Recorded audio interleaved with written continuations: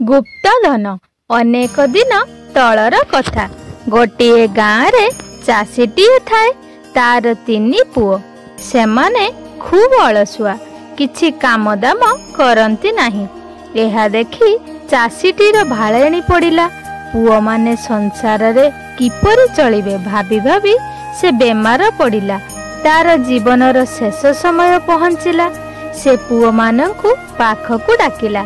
सेमानंकु गोटाए गुप्त कथा कहिबो बोली जणाइला। से कहिला, तार जमी तले बहुत धन पोता होईछि एवं खोलिले एहा निश्चित मिलिबो। कोउठारे अछि बोली सेमाने पचारिले। किछि कहिबा पूर्वरु लोकटी मरिगला। पुओ माने सांगे सांगे कुड़ी कोदाळ धरी बाहरिले। बहु दिनु जमी पड़िया पड़िथिला। से सबु को सेमाने खोलिबारे लागिले। शेष जाए मध्य किछि धन मिलिला नाही। मात्र 3 जनकर काम करिवार अभ्यास होईगला। सेमाने जमी रे धान बुणिले। जमी भलो खोला होइतिबारु फसल मध्य भलो हेला। सेमाने सेतेबेले गुप्तधन कथा बुझी पारिले।